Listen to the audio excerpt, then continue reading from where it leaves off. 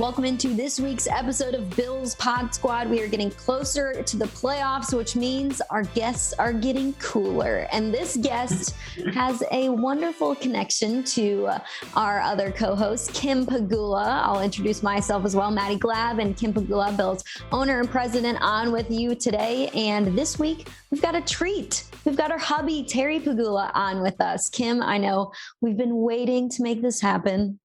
I know he's not an easy man to nail down for a time like this. So sometimes, I do, because we've been together for, 30 years. So I do have some tricks up my sleeves. And one of them is mentioning, kind of getting him to confirm like a week out.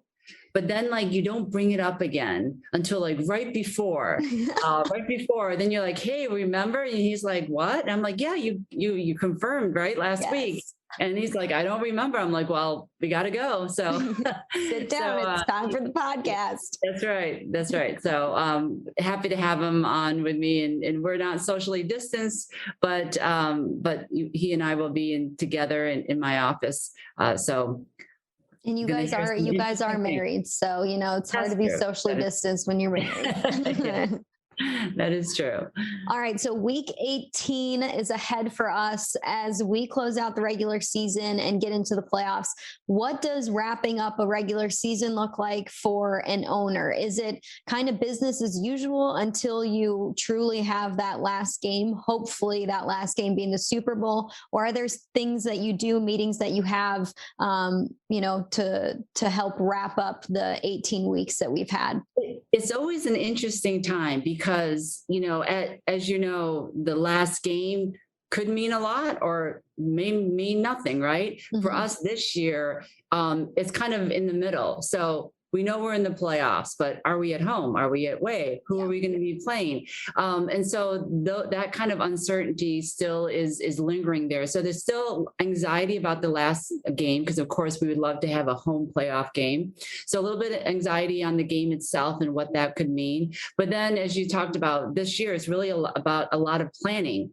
Last year, we made the playoffs and had a home playoff game, but as you recall, very limited fans. COVID year, it was not anything that we would ever consider normal. And then before that, when we made the playoffs, we were playing away. We were not playing at home. So really, we are in new uncharted territories for the organization as a whole, having home game, having postseason games. And so a lot goes into that because, as you know, there's a lot of different changes. The game itself doesn't really change, but operations, business change. So a lot of planning, a lot of meetings. And of course, you can't really yet quite pull the trigger because you still have option A if we play at home, option B, we're on the road. And then you're planning for if you win the wild card, then what happens in the divisional game? So a lot of ifs and whats, but so a lot of planning that goes on this time of the year. And as we get further, hopefully further into the postseason, then that big Super Bowl is just, it's like out there, right? Yeah. Just calling your name. And so it's one of those things where you don't want to plan because you don't want to jinx it. But at the same time, you have to plan because you can't go into something like that without having a plan, both not just on the field, but as an organization. So a lot to be working on over the course of the next few days, we're hopefully. Yeah. And I think people will be surprised to hear how early the planning starts for the playoffs and the planning starts for the Super Bowl. And like you said, it's almost like you don't want to jinx it, but there has to be weeks of planning that go into this because hosting a playoff game is a huge event, and going to the Super Bowl is an even bigger event. So you have to do your due diligence to make sure everything is set up and ready to go. But do you like having those meetings so early? Or are you someone who's like, I don't want to jinx anything here by talking about stuff? No, I mean, I think now the practical side of me is I do like having these meetings. And I think is one of the things, what does it represent, right? It represents, and I think coach has talked about this, the expectation that we are supposed to be here, right? Yeah. So again, like I said, before we really didn't have years and years of home playoff games. But the expectation now is that we should be expecting to have years and years of postseason games. And so being prepared, being ready, I think just helps us maximize, be more efficient, helps us really be able to really think through those things, knowing that, if we get that foundation down in terms of process, timing, ideas, and all those other operational things that, that fans don't necessarily, get to see behind the scenes. But once they get nailed down, then with the expectation that they're just a foundation, because your expectation is that year after year, you're going to be having these types of operation and business decisions into the postseason. So I like the fact that we're planning, because that means we're here. That means we are planning on being here, expectations of being here year after year after year. So that I do like. Yeah, it's an honor to be able to plan and be a part of the conversation and be thought of in that way. So I totally understand that. And it's also an honor to get Terry Pegula on with us. So here's our interview with Terry. Terry, thanks for joining us this week on Bill's Pod Squad. We've been trying to get you on this season, and we had to wait for the perfect time, which meant right after we clinched the playoffs with an opportunity to win the AFC East for the second year in a row, which hasn't been done since 1991. So we knew you could be our good luck charm heading into the game this Sunday and the perfect guest. So thanks for taking the time. Maddy, you would have thought that, I would have some pull in getting him on as a guest, but it isn't until the end of the last game of the regular season that I could use my influence to get him on.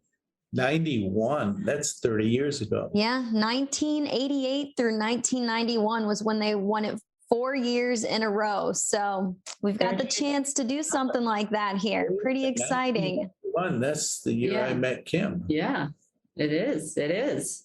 I like it. Good luck charm, like you said. Well, since the season is winding down and the playoffs are ahead, Terry, what have you been up to? What does the end of a season look like for the owners of the Buffalo Bills, and how do you guys kind of turn the page here to the playoffs? Well, we're usually one of the big discussion points we always have is where are we going to be, in Florida or New York this week? We know we're going to be there, obviously, for the games or the day before usually, but it's always where are we going to be, what state, and where the dog's going to be, because we got to haul the dogs around with us generally, because Jesse's over in Australia now. So we've got Maddy, who you just met earlier off tape. So. Yeah, but our viewers, our listeners always get to hear what game day is like for myself. But as the other half, you and I spend game day differently. So I think our listeners would like to know, what does ownership do? Yeah. Wait, Terry, season. I'll tell you, how do you look at it? Let's just say most games are on Sunday, so let's just use the Sunday games. I usually get up about 5 a.m., maybe 4:30, take my shower, feed the dogs, and I have 2 dogs now, but usually just have 1 dog with me, and load them up. And I go to the One Bills Drive, but probably I like to get there before 7. So who's there at 7 a.m. on a game day? Are you there before coach? Are you there? Does he come after? I know he's at the hotel. Coaches, yeah, he's not around. So who's there? I can tell you this: they're usually setting up the cones around at 219 to split the traffic up, and it's a straight drive in. So that's what I enjoy. I don't even have to hardly hit the brake pedal on the way to the stadium. That's pretty nice. I was going to say, so you're not getting up, you're getting up early, but you're not taking part in the baking cookies early in the morning that Kim sometimes does before Sunday games. I do sometimes tell him, but before he leaves, to turn the oven on. I make the right, what's the name of that back entrance off of 20A? I don't even know what it is. I don't know. You come in to get tested. Yeah, I don't know. I make that right, have a little conversation with the policemen that are usually down there, and dog barks at them, and so that's the routine. I think that's the regional lot. Do you know where the dog pen is? Yes. Okay, so I stop there, let the dog out. Okay, so you that's how you get into the stadium, and real exciting, isn't it? No, it is exciting. I can't believe you get in before 7 o'clock. I mean, yes, we do have a lot of 1 o'clock kicks, so you kind of do have to be there pretty early if you want to avoid the traffic, which usually I'm always in the middle of the traffic wondering, why didn't you leave 10 minutes earlier, Maddy? But it never happens. But once you get into the stadium and the complex, what does your game day look like from there? When do you head over to the stadium? How does all that kind of unfold? And then what does in-game look like for you? Because I know you're a note taker. This is pretty much constant every week. So I get into the office, let's say it's 7 o'clock. I immediately turn on AccuWeather. And this is real exciting, isn't it? I listen to the weather for a couple hours. And then when you ask him, hey, what's the weather supposed to be? He's like, I don't know. I'm like, you've been 2 hours. How do you not know? So I watch the weather, and I know if it's going to be bad, I obviously know what. Well, let's get to the more exciting part. You go down to the I watch stadium. the weather. I go out and I get some breakfast generally. What's your breakfast? What's your breakfast? Scrambled eggs, a little potatoes, and a couple of slices of bacon. And the dog eats most. I probably shouldn't be saying this. Eats most. Although the guys and the girls in the cafeteria, they know the bacon's for the dog. I'm trying to lose weight. And right around, Kim usually shows up at 11:30-ish. Because she catches the escort. The escort. Yeah. I'm going to need to catch that escort next week, maybe. Yeah, do that. You should. At 11 o'clock, you need the escort. Yes. So she comes in, and I generally at that time start getting my suit on because I come in sweatpants and a winter coat. So I change into my attire for the game after 11:30. And generally around 12 o'clock, we coordinate with Brandon Beane, Joe Shane, and Brian Gain and get on the golf cart and go to the stadium. So when you coordinate with all those guys, I mean, what are some of the conversations that you're having with Brandon and Joe leading up to kickoff or leading up to the game? Is it just more casual, or is it kind of like, all right, these guys are healthy. These are going to be the guys who are in today. We may not have this player today. What are some of those conversations that lead up to kickoff? Well, most of the conversations are a little hilarious. Like, hey, glad you guys got up early today. Noon. Joe, it's nice to see that you got to the office early today at noon. Usually those discussions have already happened. Yeah. But you also go down to see Coach. So usually when we go down, he goes into the locker room. When we get there on the golf cart, I get out of the golf cart and I'll go right in and see Sean, talk to him for a little bit before the game. And then, the team gradually goes out to the field. I think who goes out first? Kickers and special teams. Usually specialists, are out first. They're out first, and Eric Ciano's in the locker room. Special teams. 2 minutes. It's pretty cool. I don't think that's a good impression. I think that's a pretty good impression. I can see that. Running backs. 2 minutes. 2 minutes. So then I'll go out on the field. I go out on the field then maybe with the running backs after. Well, I talk to some of the assistants and whatnot. Is that when you're telling coach the conversation that you guys have when you go down to the stadium? Or is that when you're like, hey coach, this is what the weather's going to be like. You might want to let it fly, or you might want to run it today. No, I've already informed Sean about this coming week. I said, we're going to get some snow. We better hope it doesn't come during game time. I see it is coming earlier. The snow is supposed to let up. Like today, now. Actually, it's going to rain a little bit on Sunday. It might be. Yes, you're right. We got a period of warm weather right around game time. So. All right. So kickoff happens. You guys are in your suite. And Terry, I know you have your roadie yourself, and you've got some pieces of paper, and you've got your pencil. And I may have let out a few secrets. That's why Maddy seems like she knows a lot. I may have let out a few secrets in earlier podcasts. So maybe. And I've also been sitting in the radio suite this year, so I can just look over.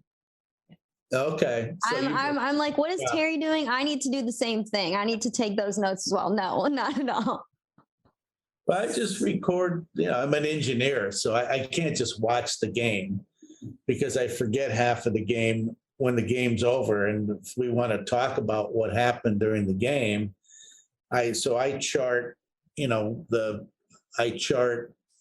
possession, say Buffalo first possession, opponent first possession, but the time we got the ball, time we gave the ball up, what yard line we got it on, what yard line we gave it up on, whether it be goal line means we scored.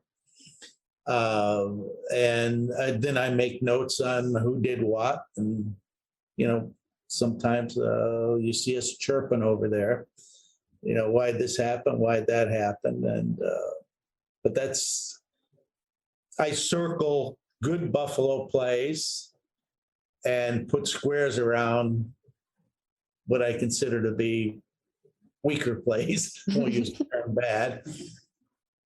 Like turnovers get squares. We don't want any squares out there, but I used to do the same thing, chart like every single play, because you're totally right. By the time you get to the end of the game, you don't remember some of the smaller things that happened within the game. So I would have to write down every single play. So I made sure that I could stay within the game, because like you guys know, there's also so many distractions happening in the middle of a game. I mean, you could look over, there's food, there's things happening in the stands. It's sometimes, at least for me, it's hard to keep my eyes on the ball the entire game. Terry is also a rewinder. Oh yeah. So even during the game, if there is a play on TV, he'll be rewinding and then doing slow-mo to better understand, or if he doesn't agree with the referees trying to prove or disprove their calls, with the rewind button during the game. I can't get behind when I'm at the game, because the game's right in front of me. But when I'm home, it's annoying to me when I hear my phone buzz and I look at a text and say I'm watching a Bills game. Not a Bills game. I'm watching another game. Yeah. And we want, say, Cincinnati to lose to Green Bay or whatever. Yeah. And I look at my phone, it's yes, and I'm 15 minutes behind. Yeah, he's rewinding. Interception, yes, and I'm like, oh. You need the two screen viewership. You got to have the screen for you to rewind and the screen for it to be the updated game. Then you can hop back and forth. Yeah, well, I'm not technically advanced for that. He's not. Speaking of technically advanced, I'm chronically behind on all the Sabres games. Because, I'm always rewinding. And sending Kevin Adams these annoying texts like, why do we do this? Maybe you should get a job at the league office up in the booth there, so you can be the eye in the sky. Yeah, you'd be good at that. Yeah. Well, right. you spoke of you being technologically advanced here. I know the last time we had you on last year, Terry, Trey White was giving you a hard time about your iPhone skills. So how are they 1 year later? He's a character, isn't he? He's one of the funniest guys. He should have a comedy show when he retires. I still have my same phone. I still have my flip phone that I turn on every 2 months to see if there's any messages that float in. People that don't understand that I do have an iPhone. Is that what it's called, an iPhone? Yes, that's what it's called. Also, too, so what else he does differently than what I do on game days, he goes into the locker room post game. So let's hear about what happens in the locker room, because, we get to see Sean's kind of speech at the end of the game in the locker room, but, we all know it's edited and cut out and not, you don't get to see the whole picture. So, that's an area that I don't go into after the game. So why don't you tell us what really happens in the locker room post game? Well, when I'm in the locker room, after win or lose, I try to stay out of the way and not be too intrusive because you really didn't do anything during the game. Several years ago, my daughter Laura made a comment to me and said, "Dad, when you're around, people pucker up." So I said, "Well, why is that?" She said, "It's just the nature of the way you are." I said, "Well, then, so I try not to be too intrusive, but you get hugged by a lot of sweaty, smelly guys because they've just left it all out on the field. So, I would imagine I need to get my suits dry clean here pretty soon. Yeah, I think you've told me some situations in where you just don't realize, especially sitting in a suite or even sitting out in the stands, the effort, the physicality that's happening on the field, on a game. And, even though there's, two halves to the team, they're not on the field for the whole entire every minutes of the game. But you've seen some guys, you can see the true effects of what they, like you said, laying it all out there on the field. In that locker room, IVs and ice packs and. Well, there's huggers on the team. Like Jerry Hughes is a hugger. Maybe it's because I know him more than most of the other guys. Ed Oliver's a hugger. Not in COVID. And Ed also sweats a lot. So you really don't want Ed hugging you too much or for too long. Especially when he takes his gear off. So it's like Motor is more standoffish, shaking hand kind. Josh Allen. Have you seen? We talk about the chemistry of a team, and through the 7, 8 seasons. I'm losing count now of being in the locker room. And seeing different guys, the makeup of different teams. Is this year's team different than the previous years or different than 5 years ago? What do you notice about the locker room? This team is really close. You can tell these guys really care about each other and they work together. I've noticed that. Sean's done a good job with that, and Brandon, they've done a good job bringing guys in that want to be like that. Yeah, definitely. There's a bunch of leaders on this team, and I've been able to see that as well. Kim, I know you can too, from watching practices and games. Even from afar, you can see that leadership. Terry, do you have a favorite game or favorite moment from the season so far? And Kim, do you have one as well? Favorite game? Not really. No. Couple big wins. I mean, I'm win against the Chiefs, win against the Patriots. See, I don't do this.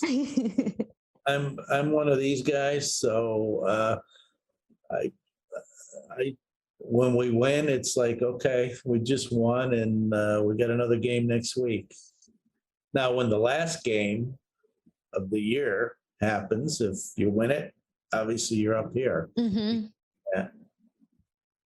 I'm more like increasing, anxiety, as you know, Maddy. So I'm up and down during the whole game. Yeah. But then post game, I'm okay. Yeah. What I mean by the last game is the last game. Yeah, that's definitely true. Big The one. big one. Oh, that game. The big one. Oh, the S, that game. Yeah. And the one that starts with an S. Okay. I'm like, the Jets? Really? Okay. Week 18, really? What have you thought about the season so far, Terry? This year has been interesting because last year was the year of COVID and so many protocols and so many things we all had to follow. And I think, at least for me, I thought this year was going to be a lot easier in different ways, but it seems like it's been very similar because, of course, COVID is still going on. But I feel like we've had more guys on and off the COVID list. We've had some injuries. So it seems like this season has almost been more of an up and down season in terms of who's available, who's not, and the resiliency of this team to be able to see it through to the final game of the regular season. What have been your impressions on how the season has gone?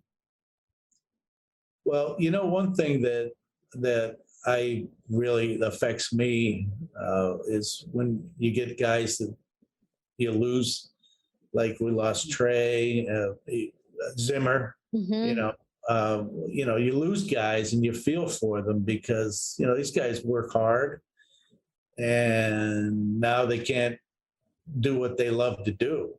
But as far as the season goes, it's like the league is like we're 4 plays away from being 14-2 right now. Yeah, it's crazy. The whole league is the balance is, and there's a lot of teams that can beat you, which we found out when we played Jacksonville. Mm-hmm. If you're not on top of your game, you can lose to anybody, and that's any team in the league right now, I think. Yeah, I mean, we're finishing off the regular season here with the game against the Jets, who took the Tampa Bay Buccaneers to the final minute of the game and had the lead for most of the game as well. So you're right. Anything can happen, especially, the last couple of weeks when teams who may not have been playing as well want to spoil a season or have the opportunity to keep someone out of a division title. So yeah, it's been a crazy year to watch. Like we did to the Jets several years ago. We weren't a playoff team. And all they had to do was beat us in the last game of the year, and they were in, and they didn't pull it off. So you gotta play every game 100%. So with one game left, do you feel like we played our best game? Our best game? No.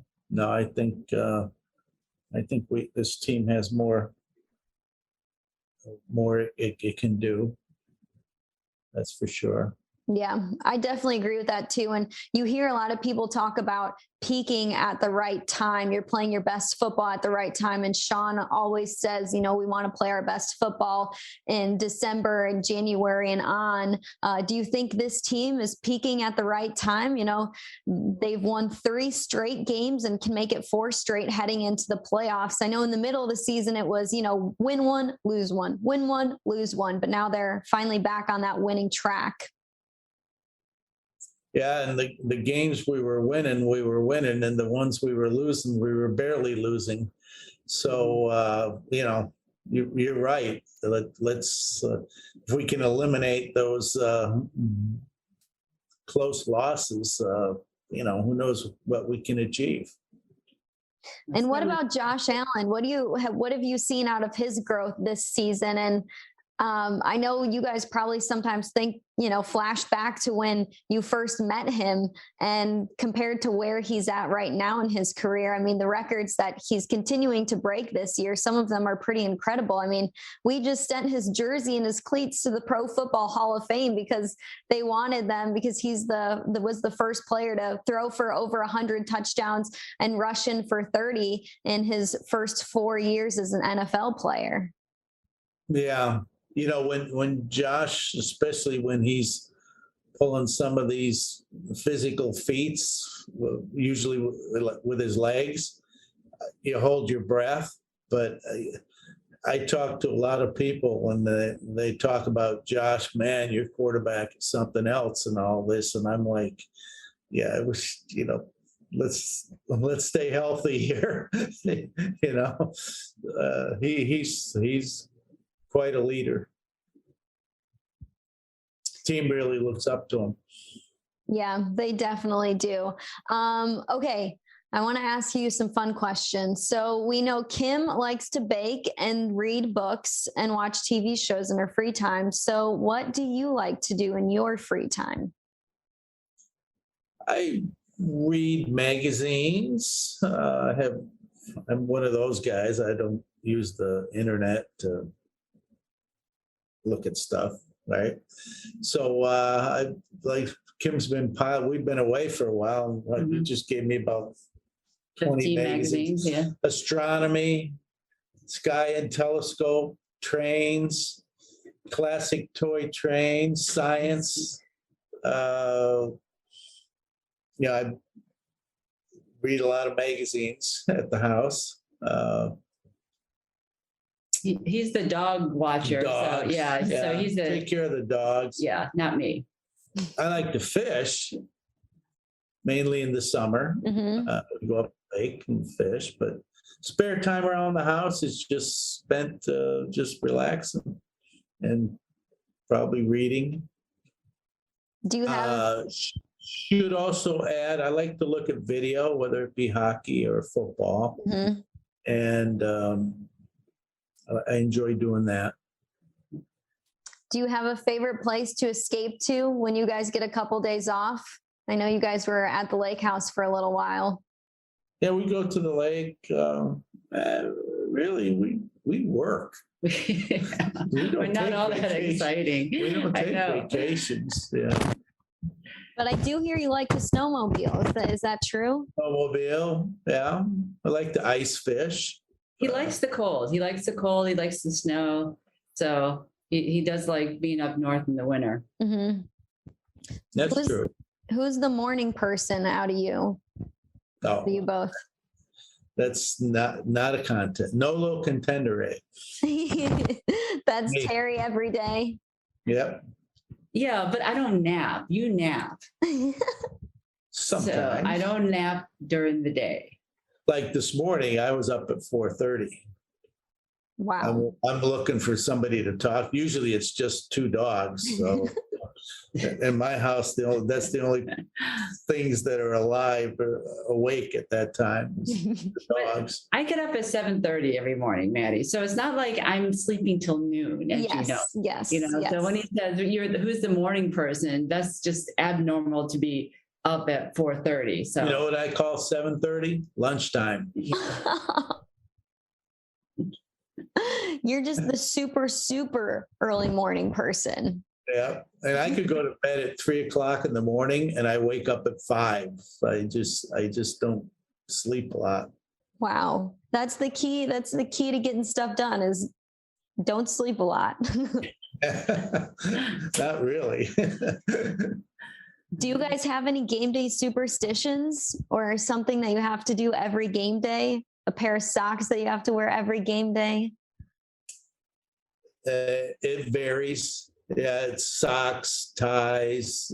you had lucky socks last year. But this year it's the pencil didn't work. It's a pencil that I always forget my pencil when I'm in the charting there. Yeah. Charting. Joe has to always. Joe has to give me although there's pencils now accumulated in the suite there, but yeah, there's all kinds of superstitions and none of them seem to work, by the way. Well, they work for a game or two. So anyways, if it was winning was that easy, right? Do you have any superstitions? Do you get into that stuff? I don't think I have any this year, but I usually go down to the field before every game, like during warm-ups. So sometimes, depending on what happens that game, I'm like, oh, I'm not going to go down to the field this week because we lost last week and I went down to the field last week. So that's one that I'll play with throughout the year. Yeah, none of that stuff works because you do one thing and it works. And then, so I think it's up to the guys on the field and the coaches. Yeah, no, you are 100% right. But sometimes we think that we control some of that stuff, or at least I do, which is hilarious. Yeah, I still do it. I'll do it this Sunday. I don't know. Yeah. So Sean McDermott and Brandon Beane are closing out their 5th season here in Buffalo together. Is it? Terry, what do you think about when you think about the 5 years that they've spent at One Bills Drive and the team that they've been able to put together and the success that they've had, but also, the hopes for the future and what this team can still do? Well, one thing about working with those two guys is you can have a lot of fun with them. And, there's a lot of ribbing goes on behind the scenes between Brandon, Sean, Brandon, Sean, we all cut each other up when we get a chance. So I firmly believe that at work, you should have fun too. And, those guys are fun to be around. They're obviously very talented and serious at their job, but there's still a lot of fun. Yeah. Well, you know what I like about them? I like you just said 5 years. It's been 5 seasons. I don't need, yeah. It's you know what you're getting every year, and from year to year, there's not a ton of change. It's not like, as he said, he likes to be kind of even keel. I think Brandon and Sean are like that. They're not like each other, but what you can expect from them year after year. And I think that's why we've forgotten it's been 5 seasons because the changes and the improvements are subtle. There's no big, we're going to do this one year, next year, going to go completely do something different, or they act one way one year and act differently another year. They're very consistent. They are who they are. I think that's been a real positive. That's what I see. Yeah, kind of stuff we do. I'll be out somewhere and see a guy with his head shaved, and I'll take a picture of him and I'll say, I thought McDermott was supposed to be game planning this week. Yeah, stuff like that. Yeah. That is too funny. Is that a relief though for you guys to have two people that you trust and it's not, year to year you're thinking, oh no, and like what's going to happen next year? Well, and you learn how to work with each other too. It's pretty consistent. Is there anything that you're most proud of in the last 5 seasons from watching them or watching the team? If I had to answer, the first answer that popped into my head automatically was that we selected them to work with us.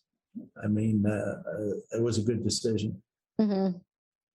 And now we're in the place where, hopefully Brandon and Sean are here for a long time, but when you start to have a lot of success, then teams start to pick at your offensive and defensive coordinators and hire them for head coaching jobs. So it's almost like you're entering this next season where, hopefully Brian Daboll and Leslie Frazier are here for forever, but there's always going to be head coaching openings around the league. And then it's, all right, if that happens, who's the next person up? So now it's I think that's a good thing though. Yeah. I think that, despite, I think they've been with us long enough from a consistency standpoint, but I do think that it does say something about an organization and about the leaders in that organization when you do have people, going out and getting recruited and by other teams, because it means that the organization did something right and you were part of developing someone and their growth and a part of their success. So while it gets to be bittersweet, I think it's actually a plus to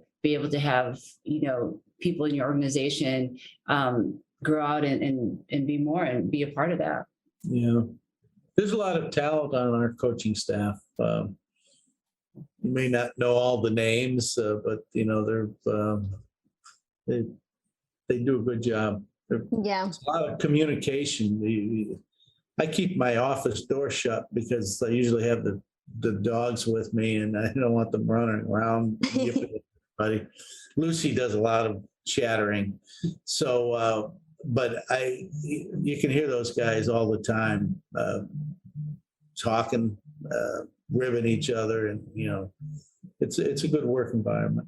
Yeah, it definitely seems like that when I was able to be around this season. I know now the tiers are different, but It's just a great group of people, and you feel that the minute you walk in those doors, from the coaching staff to the players, everybody's very welcoming, respectful, and you could tell that they're on a mission and they've got big goals in mind. So it's been another fun season with the group, with you guys. I appreciate every single minute of it, because there are things that are happening that haven't happened here in a long time, and things that can happen that haven't happened in a long time. So hopefully that's another AFC East title that we get this weekend. Yeah, that's right. Yeah. That's right. Still a lot of work to do, a lot more games to be played. So we are looking forward to it. All right. Well, Terry, thanks for taking some time, sitting down with us, telling us about your game day and how you wake up earlier than anyone else in the world. Well, don't say that too loud, because McDermott might get upset about that. At least on How you game day. beat him to the office. Yes, at least on game day he does. All right. Thanks, guys. All right. Thanks, Maddy. See ya. Okay, just a couple days away before our kickoff against the New York Jets, our final game of the regular season. And of course, it couldn't just be, the last game where we can sit our starters and it's no pressure. There's got to be some pressure in this one, because if the Buffalo Bills win, they are the AFC East champions again for the second year in a row, which hasn't been done since late 80s, early 90s, when the team did it for 4 years in a row. So, Kim, what would it mean to be AFC East champs again? So, obviously it's to be in the postseason is great. However you get in there, whether, you're winning the division. I think this is something that foundation was laid over the last few years, especially under Coach McDermott and Brandon Beane. But the expectation is that we're back here winning again. And of course, isn't it ironic, Maddy, New England has always been historically kind of the thorn in our side, because they have won the division countless times, countless years. But this year, they're kind of like, they kind of like the unknown, right? So we had to play them, in order to be in the division leader. Yep. Now we're going to be playing them Sunday at the same time, maybe for home or away, game. And then we may have to play them first round. So it's crazy how, despite losing Tom Brady, that they're still affecting our team. But I guess that's what makes for these divisional matchups, and that's why we have what we do. So it's going to be still a nail biter for me. Yeah, makes for good storylines and good TV. There's going to be a lot of people watching our game, and I know it got moved to 4:25. I think the Bills have not had a 4:00 game, and I don't know the exact year, but it's been a long time since they hosted a game that started at 4:00. So awesome that the Bills get that type of recognition too, to get a game moved later, for more eyes to be on that game. A lot of eyes will be on the AFC East this weekend for sure. What are some of your early thoughts on this one? I mean, we haven't played against Zach Wilson yet, and the Jets have kind of caught some lightning in a bottle as of late. Their last 3 games, they've only lost by 7 points or less. I believe they have a win in the last 3 games. They were close to beating the Tampa Bay Buccaneers. So you can't just get a team that's 4-12. That's a record. They're playing way better than that right now. Well, not only that, but, there's still a lot of motivation left for that last game, even a team with their record, because you've got guys playing for contracts, that in the off season. You also have just the fact that we're division rivals. I mean, there's nothing better than to kind of put a little stab in your division opponent's side. And if they beat us and we don't get the home game like that, that's still that can affect us. And sometimes that's motivation. And, we're all competitors in this game. And I know we've done that to teams in the past where, we've kind of crushed their playoff hopes in that last game. So you can never rule anybody out. And like you said, we've had some crazy games in the last month of teams that you wouldn't have thought were either very close to winning, or they've beaten teams that were we're expected to win. So cannot rule out anything. And even though this is the last game of the regular season, still a lot left, on the table, and kind of with some effects on how we end this year and going into the postseason. Yep. All eyes are on Sunday afternoon. I looked at it. We haven't played in Buffalo at 4:00 since September 27th, 2009. That was a game against New Orleans Saints. So yeah, long before I was here. So, yeah. So it means more tailgating time. It means I can sleep in. It means, I don't know. Hopefully Terry will be awake for the end of the game since he's getting up at 4:30. But extra coffee. I'll knock on your sleeve and be like, Terry, do you want some coffee? It's halftime. Yep. You know what? I did not make cookies last week because I was trying to, New Year's resolution is trying to be healthier and trying to keep others around me healthy. So I did not make cookies, and we won. So now I'm just like, okay, should I not make the cookies? Should I? But I don't know. We'll see how it goes. That's like we just talked about, superstitions. You get some weird ones that just come up out of nowhere. And I'm a superstitious person when things like that arise. So I would say no cookies. Cookies. Okay. All right. Trying to be healthy. So I'm looking forward to it. And I'll see you in the press box. I'm going to be back up there again. Just trying to make sure that I and Terry are COVID free for all postseason. Right. That's the name of the game here. It's like the Hunger Games out here with these new variants flying around. You're like, I can't see anybody or do anything because I do not want to miss the playoffs or the end of the regular season. Yeah, that's why we've been coming to Florida, and basically we just kind of come into the office because I don't have an office anymore since the new enhanced protocols. Yeah. So Terry and I would have to go down to Terry's office. So we've been coming here to Florida, but basically all we do is go from, as you can tell, from Terry's conversations, we go from the house to the office, work all day, and then around game time. So again, we don't want to miss any opportunities or miss any of being part of the team as we go into the end of the season and into the postseason. Yep, I agree. It's time to hunker down and get serious. But Kim, thanks for being on with us this week. Thanks for Terry for being on with us too, and we'll catch everybody next week as we get closer to the playoffs. Exciting things ahead.